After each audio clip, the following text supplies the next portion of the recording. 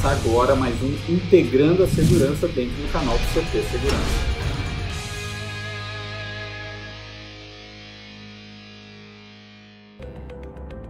Olá pessoal, no programa de hoje a gente vai falar sobre contrato de fornecimento. A importância de buscarmos sempre fazer contratos de fornecimento com os nossos clientes, ao qual a gente faz as vendas dos projetos. No contrato de fornecimento precisa estar ali estabelecido as cláusulas, as condições do que efetivamente o cliente aprovou com a gente e o que a gente vai ter que entregar, buscando a gente diminuir quaisquer problemas que podem acontecer depois. Então, sempre que a gente fizer a venda de um projeto para os clientes, vamos procurar fazer contratos de fornecimento para que sejam assinados pelas partes. E aí agora eu vou colocar algumas dicas que é importante ter no contrato e como a gente também saber argumentar com o cliente essas cláusulas. Obviamente todo contrato precisa ter as coisas básicas como a qualificação das partes, que são os dados cadastrais, quem é o responsável legal de cada um, quem tem efetivamente poderes de assinar aquele contrato, o endereço de instalação, o valor, a forma de pagamento, as datas de pagamento, o valor de cada parcela, tudo isso é obrigatório ter dentro do contrato. Bacana. Agora falando do nosso negócio, um primeiro ponto que considero importante termos na minuta de contrato é uma cláusula que fale sobre os posicionamentos dos equipamentos. O que eu recomendo fortemente é que em todo projeto a gente faça um croquis, e aí pode ser um croquis simples, desde um desenho feito num software mais simples ou até um projeto propriamente dito feito no AutoCAD ou numa outra ferramenta mais profissional, mas que este croquis ele faça parte do contrato de fornecimento, aonde fique definido aonde os equipamentos estarão instalados. E no contrato precisa ter uma cláusula mencionando que é esse croquis que vale, que ao cliente assinar o contrato ele está concordando com esse croquis. E precisa estar mencionado que se durante a implantação ou após ele ter feito a assinatura do contrato, ele desejar fazer alguma mudança de posicionamento nos equipamentos, essa mudança precisa ser motivo de uma negociação, de uma conversa, de uma nova proposta. E aí tem alguns pontos que é bastante fáceis de a gente explicar para o cliente, porque na cabeça do cliente às vezes pode parecer fácil. Ah, mas eu contratei 50 câmeras de você instalou 20. Então eu ainda posso fazer eventuais mudanças de posicionamento em alguma dessas 30 câmeras que você ainda não instalou. E a gente sabe que na prática não é bem isso. Então ótimo, a gente precisa ir lá e explicar para o cliente essas questões. Vamos lá, se de repente eu tenho que fazer uma instalação de 50 câmeras, pode ser que na saída do rack eu já tenha que sair com 50 cabos. Então, por mais que na ponta ali só tem 20 câmeras instaladas, mas eu já fiz a saída do cabeamento. Quer dizer, eu já passei a maior parte do equipamento, às vezes por uma infraestrutura central, aonde se eu tiver que fazer algum desvio agora, recuar o cabo, passar um novo cabo para outro local, isso me gera um custo, tempo, material, e isso precisa ser considerado. Então, é bastante importante a gente explicar isso para o cliente, para ele entender que mesmo que ele só viu ainda 20 câmeras instaladas, a estrutura, a base das outras 30 pode ser que já tenham sido feitas. Então, obviamente, se ele quiser que mude alguma coisa, isso gera custo e precisa ser conversado. Então, se no contrato estiver claro que qual é o croquis, o posicionamento, uma vez assinado, qualquer alteração precisa ser renegociada. Bom, outro ponto é prazo de entrega. Pode parecer simples, a gente ali quando está na negociação, a gente chega para o cliente e define que, olha, em 60 dias eu vou entregar esse projeto. Ok, agora no contrato, que eu acho muito importante a gente sempre considerar e negociar e deixar claro com o cliente, é qual é o fato gerador para a contagem desse prazo do contrato.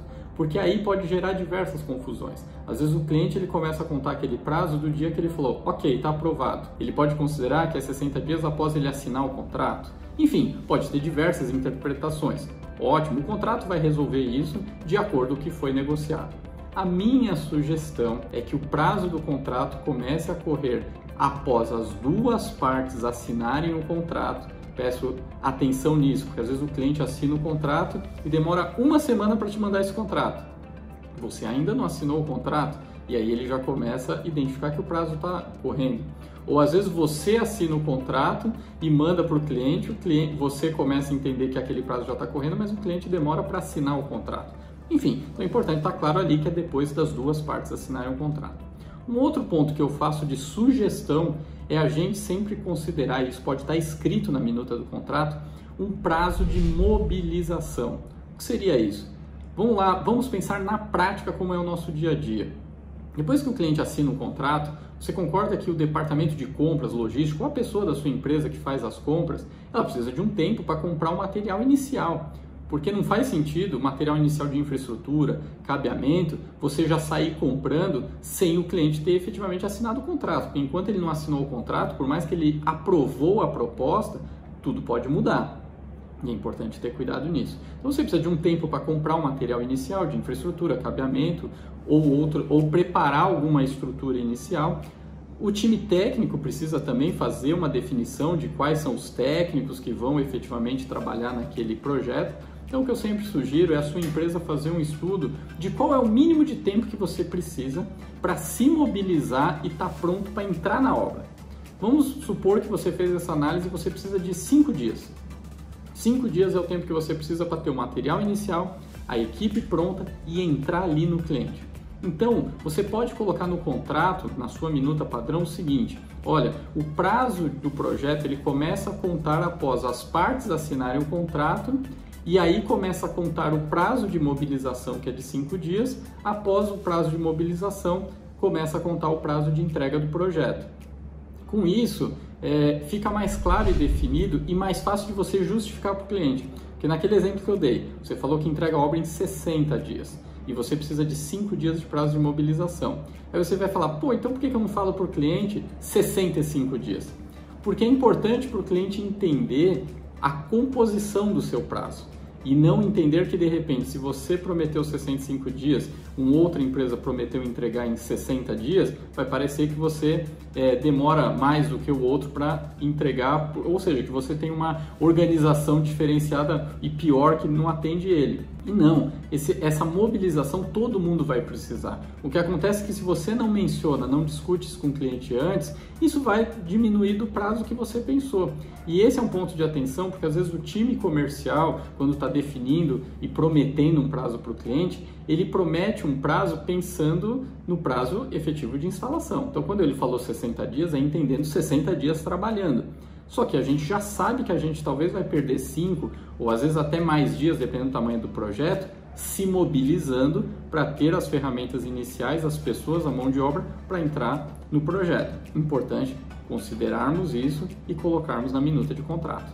E aí, continuando sobre o prazo de entrega, obviamente todo contrato precisa ter as multas caso as partes não atendam, não cumpram aquilo que está no contrato. E aí, uma atenção e um cuidado para a gente ter, que é frequente o cliente, obviamente a gente coloca as multas caso ele atrase um pagamento, que costuma ser percentuais de mercado, enfim, baixos, no caso de ele atrasar alguns dias um pagamento.